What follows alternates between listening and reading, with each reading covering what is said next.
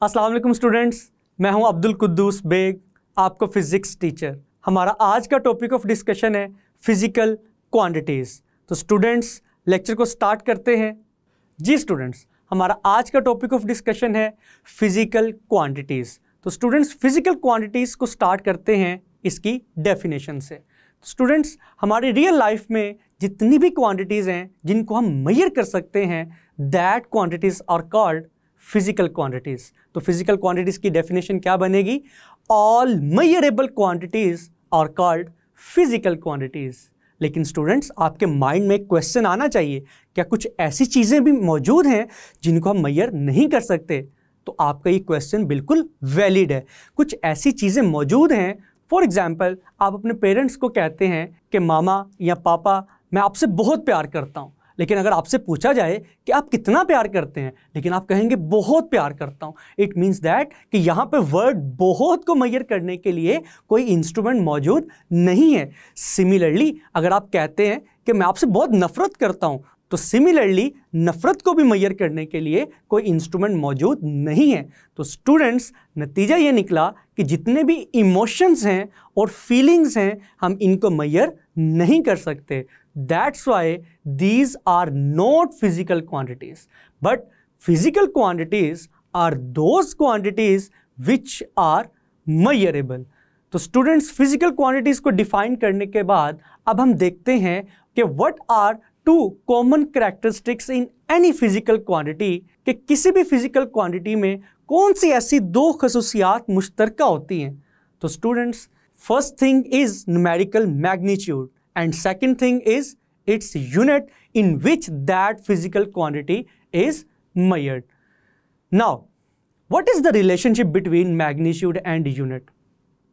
तो स्टूडेंट जैसा कि आपने देखा कि किसी भी फिजिकल क्वांटिटी को मेजर किया जाए तो उसमें दो खसूसियात लाजमी होंगी, एक न्यूमेरिकल मैग्नीट्यूड और दूसरा यूनिट। फॉर एग्जाम्पल मैं कहता हूं किसी स्टूडेंट की हाइट है 102 सेंटीमीटर, 102 सेंटीमीटर, और अगर हम बाज़ार में जाते हैं, मैं कुछ शॉपिंग करता हूं, फॉर एग्जांपल मैं पोटैटोज़ को बाय करता हूं, तो पोटैटोज़ का मास है 5 kg। तो फर्स्ट एग्जांपल में 102 और सेकंड एग्जांपल में 5। तो स्टूडेंट्स एक एग्जांपल से इस चीज़ को समझने की कोशिश करते हैं। फॉर एग्जाम्पल मैं कहता हूँ कि एक स्टूडेंट की हाइट है 102 सेंटीमीटर और एक स्टूडेंट का मास है 50 kg। तो दोनों एग्जाम्पल्स में 102 एंड 50 क्या है? Numerical magnitude, number, value. किसकी वैल्यू? फर्स्ट एग्जाम्पल में 102 लेंथ की वैल्यू है और सेकंड एग्जाम्पल में 50 मास की वैल्यू है। और अगर सेकंड थिंग देखी जाए, फर्स्ट एग्जाम्पल में सेंटीमीटर और सेकंड एग्जाम्पल में केजी क्या थे? These are the units in which length and mass are measured. तो स्टूडेंट्स आपने देखा कि किसी भी फिजिकल क्वांटिटी में न्यूमेरिकल मैग्नीट्यूड और यूनिट का होना बहुत ज़रूरी है। इसके बाद अगर देखा जाए कि what is the relationship between numerical magnitude and unit, तो याद रखिएगा students, numerical magnitude and unit both are inversely proportional to each other. It means that कि फॉर एग्जाम्पल मैं लेंथ को 3 किलोमीटर में रिप्रेजेंट करता हूं, तो आप देख सकते हैं magnitude is 3 but the unit is kilometre. लेकिन जैसे ही अगर मैं किलोमीटर को मीटर में कन्वर्ट करना चाहूं, तो जैसा कि हमें मालूम है there are 100 meters in 1 kilometer. तो when we change its unit from kilometer to meter, 3 kilometer becomes 3000 meters. तो स्टूडेंट्स आपने देखा कि 3 जो कि फर्स्ट एग्जाम्पल में नंबर था वो किस में कन्वर्ट हो गया? 3000 में। और यूनिट आपका किलोमीटर से किस में कन्वर्ट हो चुका है? मीटर में। तो अगर हमने यूनिट को डिक्रीज किया है तो न्यूमेरिकल मैग्नीट्यूड की वैल्यू क्या हो रही है?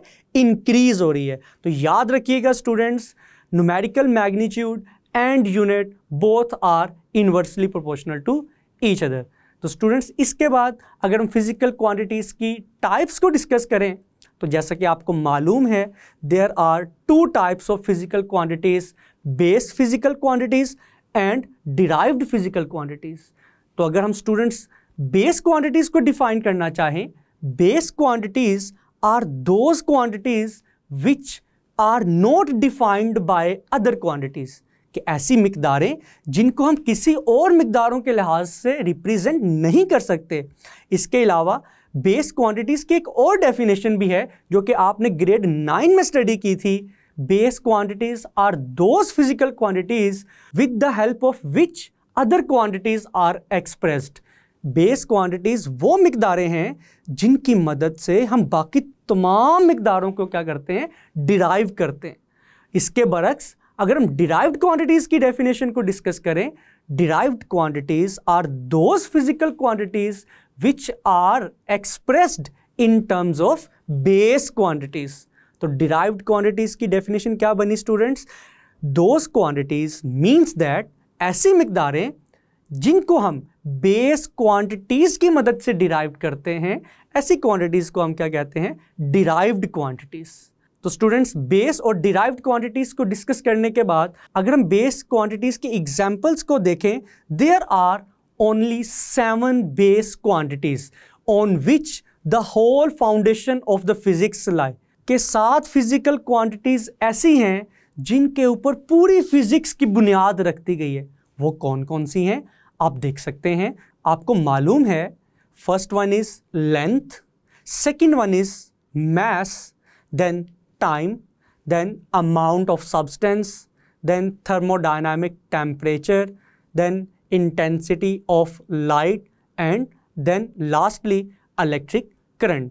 तो ये 7 मिकदारें फिजिक्स के अंदर बहुत अहमियत की हामिल है और इन 7 क्वांटिटीज़ को हम बेस फिजिकल क्वांटिटीज़ कहते हैं। स्टूडेंट्स, इन 7 में से जो मोर फंडामेंटल हैं वो 3 हैं, लेंथ, मैस, टाइम। सबसे पहले ये तस्वुर किया जाता था कि हमें सिर्फ 3 फिजिकल क्वांटिटीज़ की ज़रूरत महसूस होती है, जो कि कौन सी हैं, length, mass and time. But with the passage of time 4 मज़ीद मिकदारों का इजाफा किया गया और अब बेस क्वांटिटीज़ की टोटल अमाउंट कितनी है, 7। स्टूडेंट्स, इन 7 मिकदारों के अलावा जितनी भी क्वांटिटीज़ हैं, all those quantities are called derived quantities. वो सब की सब क्वांटिटीज़ किसी ना किसी तरह से इन्हीं 7 क्वांटिटीज़ से डिराइव्ड की गई हैं। For example, area, volume, speed, displacement, acceleration, force, pressure, density, कि जितनी भी क्वांटिटीज़ हैं ये इन्हीं 7 बेस क्वांटिटीज़ से डिराइव्ड की गई हैं। तो स्टूडेंट्स, अगर आपने ये जानना है कि कोई भी डिराइव्ड क्वांटिटी किन बेस क्वांटिटी से मिलकर बनी है, तो आपको उस क्वांटिटी का फॉर्मूला आना चाहिए। फॉर एग्जांपल, स्पीड का फॉर्मूला क्या होता है, डिस्टेंस डिवाइडेड बाय टाइम। तो students, what is distance? Distance is the length between 2 points. तो डिस्टेंस लेंथ है, length is a base quantity और डिनोमिनेटर में क्या आएगा, time. Time is also a base quantity. तो स्टूडेंट्स, नतीजा ये निकला, स्पीड जो कि एक डिराइव्ड क्वांटिटी है वो लेंथ और टाइम जैसी बेस क्वांटिटी से डिराइव्ड की गई है। इसी तरह स्टूडेंट्स, जितनी भी डिराइव्ड क्वांटिटीज़ हैं वो किसी ना किसी तरह बेस क्वांटिटी से डिराइव्ड की गई हैं। तो स्टूडेंट्स, बेस और डिराइव्ड क्वांटिटीज़ को डिस्कस करने के बाद हम देखते हैं कि किस तरह हम बेस क्वांटिटी को मेजर कर सकते हैं। It is very important short question and may be asked in exams there how we can measure a base quantity. To measure a base quantity, it involves 2 steps. First one is the choice of standard and second one is establishment of a procedure for comparing the quantity to be measured with the standard. तो students, किसी भी base quantity को measure करने के लिए आप इन 2 steps को follow करेंगे। First one is the choice of a standard. किसी भी बेस क्वांटिटी को मेजर करने के लिए हम एक सबसे पहले स्टैंडर्ड एक मेयार बना लेते हैं। फॉर एग्जांपल, अगर मैथ्स की बात की जाए, अगर आप बाज़ार में वेजिटेबल्स बाय करने के लिए जाते हैं तो आप देखते हैं कि वो जो शॉपकीपर है वो उसके पास एक बीम बैलेंस होगा और वो एक तरफ कुछ नॉन मैसेज को रखता है जिनको हम बाट भी कहते हैं। तो स्टूडेंट्स, दोज बाट्स आर आवर स्टैंडर्ड। हमें मालूम है कि वो 1 kg बाट जैसे ही एक पॉट में रखेगा और अगर सेकंड पॉट में कुछ एप्पल्स या पोटैटोस रखे जा रहे हैं तो जैसे ही दोनों का लेवल बराबर होगा तो आपके उन एप्पल्स और पोटैटोस का मास भी कितना होगा 1 kg. That is mean by the standard. And students, the second step to measure a base quantity is establishment of a procedure. For example, आपने मास मेजर करना है लेकिन आपको ये मालूम नहीं कि मास को मेजर करने के लिए आप कौन सा मेथड यूज करेंगे. स्टूडेंट्स, किसी भी फिजिकल क्वांटिटी को मेजर करने के लिए एक प्रोसीजर डिफाइन किया गया है जिसको हम यूज करते हैं उस फिजिकल क्वांटिटी को मेजर करने के लिए. स्टूडेंट्स, हमने किसी भी बेस क्वांटिटी को मेजर करने के लिए दोनों स्टेप्स को डिस्कस कर लिया, लेकिन इसमें हमने एक वर्ड स्टैंडर्ड को डिस्कस किया है. लेकिन अगर आपसे पूछा जाए कि आइडियल स्टैंडर्ड क्या होगा, तो स्टूडेंट्स, आइडियल स्टैंडर्ड होने के लिए उस स्टैंडर्ड के अंदर 2 कैरेक्टरिस्टिक्स का होना बहुत ज़रूरी है. First one is it must be accessible. ये आसानी से दस्तयाब होना चाहिए. ये ना हो कि आप किसी ऐसी चीज़ को स्टैंडर्ड बना ले जो कि ईजीली अवेलेबल नहीं है. फॉर एग्जांपल, हम वो जो बार्ट जो कि अलॉयज़ के बनाए जाते हैं, अगर हम अलॉयज़ के अलावा उसको यूरेनियम का बना लें, अब आपको मालूम है कि यूरेनियम ईजिली हर कंट्री में अवेलेबल नहीं है, तो आप जो भी स्टैंडर्ड बनाएं it must be accessible, which means that it must be easily available. And second thing, which is very important, the standard should be invariable. Invariable means that it does not change with the passage of time. लेकिन students, इन दोनों conditions को 100% fulfil करना नामुमकिन है. तो इसीलिए ये बात याद रखिएगा, these two requirements are often incompatible and a compromise has to made between them. तो स्टूडेंट्स, फिजिकल क्वांटिटीज़ को ब्रीफली डिस्कस करने के बाद अब हम अपने नेक्स्ट टॉपिक की तरफ मूव करते हैं, which is international system of units.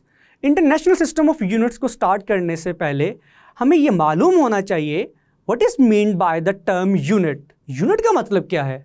तो स्टूडेंट्स, याद रखिएगा, unit is a definite and fixed standard which is used to measure any physical quantity. तो ये डेफिनेशन यूनिट की याद रखिएगा.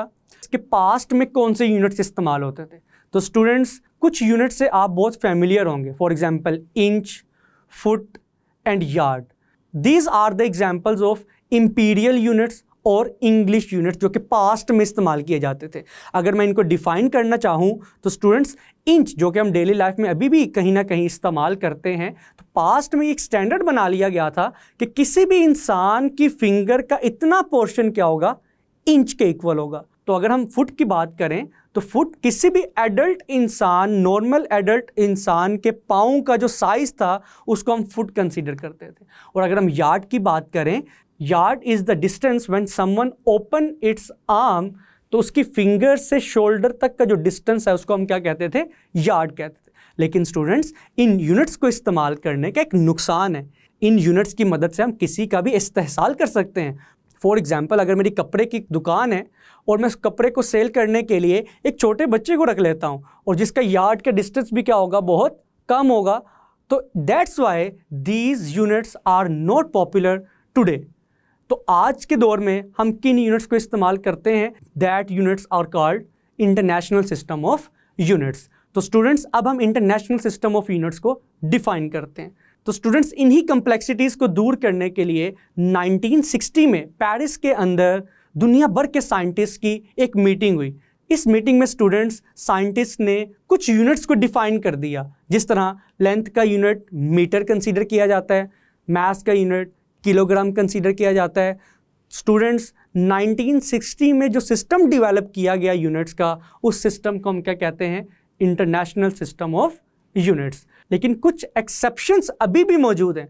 फॉर एग्जांपल, अगर आपका इत्फाक हो यूएस से विजिट करने का, तो आप देखेंगे कि वहाँ पर डिस्टेंस को शो करने के लिए अभी भी माइल्स का यूनिट इस्तेमाल किया जाता है. इसके अलावा म्यांमार और लाइबेरिया में भी अभी भी ऐसे यूनिट्स को प्रमोट या एक्सेप्ट नहीं किया गया. तो दीज आर द एक्सेप्शंस. लेकिन इनके अलावा पूरी दुनिया में यूनिट्स का जो सिस्टम फॉलो किया जाता है उसको हम कहते हैं international system of units. Students, इस सिस्टम के मुताबिक तमाम यूनिट्स को 3 कैटेगरीज में डिवाइड किया गया.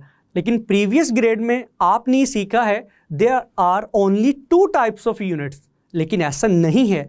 Units are divided into total 3 categories. First one is base units, second one is derived units and third one is supplementary units. तो आज हम students base units and derived units को discuss करेंगे, लेकिन supplementary units को हम next lecture में briefly discuss करेंगे। तो स्टूडेंट्स, अगर बेस यूनिट्स की बात की जाए, base units are the units of base physical quantities and there is another definition of base units, those units which are not defined in terms of other units, that units are called base units. For example, जिस तरह students 7 base physical quantities हैं, उन्हीं के corresponding 7 base units हैं। जिस तरह length का unit क्या है? मीटर, mass का unit क्या है? Kilogram, time is measured in seconds, electric current is measured in ampere, amount of substance is measured in mole, thermodynamic temperature is measured in Kelvin। लेकिन हम टेम्परेचर को major करने के लिए डिग्री सेंटीग्रेड और डिग्री फ़ारेनहाइट का unit भी इस्तेमाल करते हैं, लेकिन थर्मोडायनामिक टेम्परेचर का जो ऐसा यूनिट है means the unit of temperature according to system international is kelvin. इसी तरह स्टूडेंट्स, लेंथ को मेजर करने के लिए हम सेंटीमीटर, माइल्स, किलोमीटर का इस्तेमाल भी करते हैं, लेकिन सिस्टम इंटरनेशनल के मुताबिक लेंथ का यूनिट क्या है? मीटर। और आखिर में इंटेंसिटी ऑफ लाइट का ऐसा यूनिट क्या है? कैंडेला। स्टूडेंट्स, अभी हमने 7 बेस फिजिकल क्वांटिटीज के 7 बेस यूनिट्स को डिस्कस किए। अब हम देखते हैं कि डिराइव्ड क्वांटिटीज के डिराइव्ड यूनिट्स कौन से हैं और डिराइव्ड यूनिट्स को हम किस तरह डिफाइन कर सकते हैं। डिराइव्ड यूनिट्स की अगर हम डेफिनेशन की बात करें, derived units are the units which are derived from the base units. ऐसे यूनिट्स जिनको हम बेस यूनिट से डिराइव्ड करते हैं उनको हम क्या कहते हैं? डिराइव्ड यूनिट्स कहते हैं, या फिर the units of derived physical quantities are called derived units. For example, अगर एरिया के यूनिट की बात की जाए, the unit of area is metre square, the unit of volume is metre cube. Speed और वेलोसिटी को हम किस में मेजर करते हैं? Metre per second. सिमिलरली, अगर एक्सेलरेशन या ग्रेविटेशनल एक्सेलरेशन की बात की जाए, it is measured in metre per second square. Students, force, tension, wait की बात की जाए, जो कि ये तीनों डिराइव्ड क्वांटिटीज हैं, इन तीनों का यूनिट क्या है? Newton. Work, torque, energy, kinetic energy, potential energy, यहाँ तक कि एनर्जी के किसी भी टाइप को डिस्कस किया जाए, इन तमाम डिराइव्ड क्वांटिटीज का यूनिट क्या है? जूल, जिसको जाउल भी रीड किया जाता है। पावर के यूनिट की बात की जाए, power is measured in watt, pressure is measured in pascal which is equal to newton per metre square, and lastly charge is measured in coulomb. Students, यहाँ तक तो हमने देखा कि डिराइव्ड फिजिकल क्वांटिटीज के डिराइव्ड यूनिट्स कौन से हैं, लेकिन यहाँ पर ये बात बहुत काबिल गौर है कि ये डिराइव्ड यूनिट्स किन बेस यूनिट से मिलके बने हैं। तो इस चीज़ को देखने के लिए हम चलते हैं लाइट बोर्ड की तरफ। जी स्टूडेंट्स, अभी हमने डिस्कस किया कि डिराइव्ड क्वांटिटीज़ के जो यूनिट्स हैं उनको डिराइव्ड यूनिट्स कहते हैं, और डिराइव्ड क्वांटिटीज़ की कुछ एग्जाम्पल्स को हमने डिस्कस किया, और हमने ये देखा कि फॉर एग्जाम्पल एरिया का यूनिट क्या था? Metre square. वॉल्यूम का यूनिट क्या था? Metre cube. सिमिलरली स्पीड के यूनिट को डिस्कस किया, एक्सेलरेशन के यूनिट को डिस्कस किया, और रिमेनिंग डिराइव्ड क्वांटिटीज़ के यूनिट्स को भी हमने डिस्कस किया है। लेकिन अब हमने देखना ही है कि these derived units are derived from which base units. For example, सबसे पहले हम यूनिट्स लिख लेते हैं। Again, the unit of area is metre square, the derived unit of volume is cubic meter or meter cube, the unit of speed and velocity is meter per second, and the unit of acceleration is meter per second square. Unit of force, weight and tension is Newton. Unit of work is joule, which is represented by capital J, and unit of power is watt, which is represented by capital W. Unit of pressure is Pascal and unit of charge is Coulomb. लेकिन सबसे important चीज ये है students, हमने देखना है कि इन derived units को हमने किन बेस यूनिट से डिराइव किया है। तो स्टूडेंट्स, यूनिट्स को देखने के लिए कि कौन सा डिराइव्ड यूनिट किन बेस यूनिट से मिलकर बना हुआ है, तो सबसे पहले आपको उस फिजिकल क्वांटिटी का फॉर्मूला आना चाहिए। फॉर एग्जाम्पल, अगर मैं स्क्वायर या रेक्टेंगल के एरिया की बात करूं, it is equal to length multiply by width. अब हमें मालूम है the unit of length is metre and unit of width is also meter, then meter multiply by meter you will get meter square. This is very simple example कि area का unit metre square किन base unit से मिलकर बना है, it is also derived from metre. Similarly अगर मैं volume की बात करूं, the formula of volume of a cube, simple example consider की जाए तो volume of a cube is equal to or cuboid is equal to length multiply by width multiply by height. All these three lengths are measured in meter. Therefore, meter multiply by meter multiply by meter, आप देखेंगे कि volume का unit क्या बना, cubic metre और metre cube, which is written here. अगर further थोड़ी सी कम्प्लेक्स एग्जाम्पल को डिस्कस करें, स्पीड और वेलोसिटी, तो स्टूडेंट्स जब हमने डिराइव्ड क्वांटिटीज को डिस्कस किया तो हमने ये देखा था कि स्पीड जो कि एक डिराइव्ड क्वांटिटी है, ये किन बेस क्वांटिटी से मिलकर बनी है। तो उसके लिए हमने सबसे पहले स्पीड का फॉर्मूला लिखा था, speed is equal to distance divided by time. अब हम देखते हैं कि इनके यूनिट्स क्या हैं। तो स्टूडेंट्स, डिस्टेंस का यूनिट होता है मीटर जो कि लेंथ है, और टाइम का यूनिट क्या है, second. When the second which is present in the denominator, जब मैं इसको न्यूमरेटर में शिफ्ट करूंगा, और हमें मालूम है कि जब भी कोई वैल्यू डिनोमिनेटर से न्यूमरेटर में शिफ्ट होगी तो उसकी जो पावर होगी एक्सपोनेंट, उसका साइन चेंज कर देंगे, it becomes metre per second, जो कि आप यहां पर देख सकते हैं। स्टूडेंट्स, अगर एक्सेलरेशन की बात की जाए जिसका unit metre per second square है, इसको हमने किस तरह डिराइव किया है, तो स्टूडेंट्स उसके लिए आपको एक्सेलरेशन का फॉर्मूला पता होना चाहिए, which is equal to speed divided by time. Speed का यूनिट जो भी हमने डिराइव किया है, it is equal to metre per second. Time का अगर हम यूनिट पुट करें तो अगेन जब हम डिनोमिनेटर से एस को न्यूमरेटर में कन्वर्ट करेंगे, we will get metre per second और मीटर पर सेकेंड स्क्वायर, जो कि आप यहां पर देख सकते हैं। नाउ स्टूडेंट्स, मेन कंसेप्ट यहां से ऑनवर्ड चलेगा। Newton, joule, watt, pascal, coulomb, these are the derived units. लेकिन अगर आपसे पूछा जाए what is the unit of force, तो आप कहेंगे newton is the unit of force. लेकिन अगर नेक्स्ट क्वेश्चन आपसे ये किया जाए, न्यूटन फोर्स का यूनिट तो है लेकिन जो कि डिराइव्ड यूनिट है, लेकिन आप बताएं कि न्यूटन किन बेस यूनिट से मिलके बना है, तो उसके लिए हम सबसे पहले फॉर्मूला लिखेंगे। तो स्टूडेंट्स, फोर्स का फॉर्मूला है according to Newton second law of motion, F is equal to ma।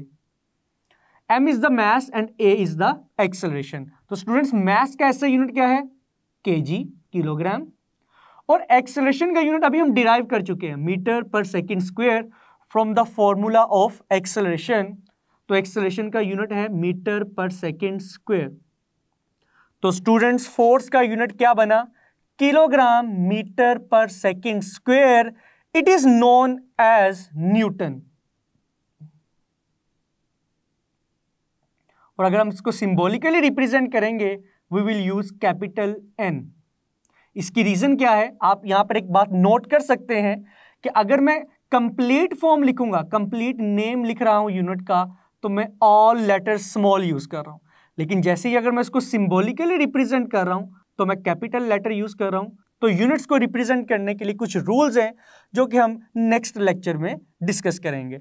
तो स्टूडेंट्स जैसा कि आपने देखा the unit of force is kilogram metre per second square, लेकिन जिसको हम क्या कहते हैं, न्यूटन। तो students the unit of force is newton, लेकिन अगर आपसे पूछा जाए न्यूटन किन बेस यूनिट से मिलकर बना है, तो आप कहेंगे Newton consist kilogram metre per second square, these are the base units which formed Newton, which is derived unit.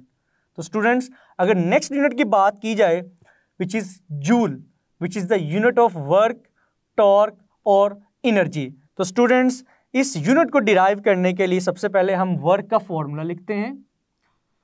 Work is the product of force and displacement और डिस्टेंस। स्टूडेंट्स अगर force के यूनिट की value put की जाए which is newton और distance के unit की value put की जाए which is metre, it becomes newton metre, जिसको हम टॉर्क के यूनिट के तौर पर इस्तेमाल करते हैं। लेकिन newton metre is also equal to joule which is represented by capital J, और अगर फुल फॉर्म लिखेंगे तो जूल। लेकिन स्टूडेंट्स अगेन वही क्वेश्चन कि जूल किन बेस यूनिट से मिलके बने, तो उसके लिए हमें यहां पर न्यूटन की वैल्यू पुट करना होगी।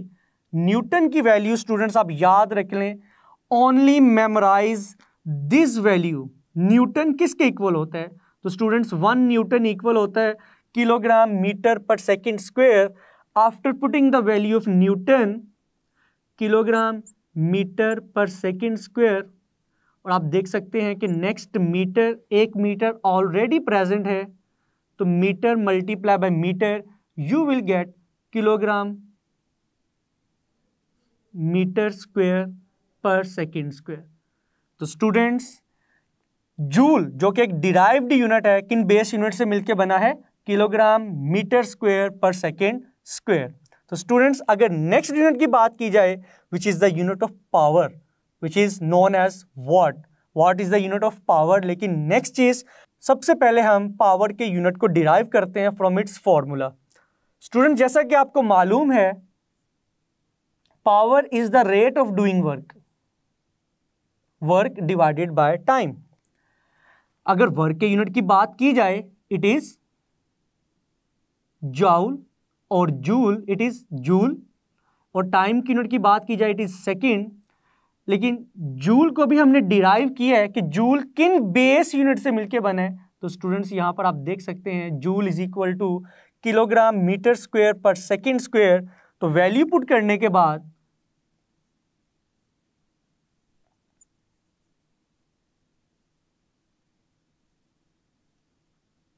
आप देख सकते हैं कि डिनोमिनेटर में एस जब न्यूमरेटर में शिफ्ट होगा it becomes kilogram metre square per second cube.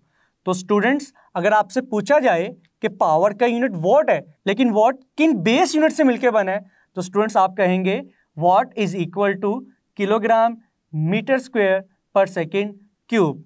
तो सेकंड लास्ट अगर यूनिट की बात की जाए विच इज प्रेशर, तो स्टूडेंट्स प्रेशर के यूनिट को डिराइव करने से पहले सबसे पहले अगेन हम उसका फॉर्मूला लिखेंगे which is equal to force per unit area.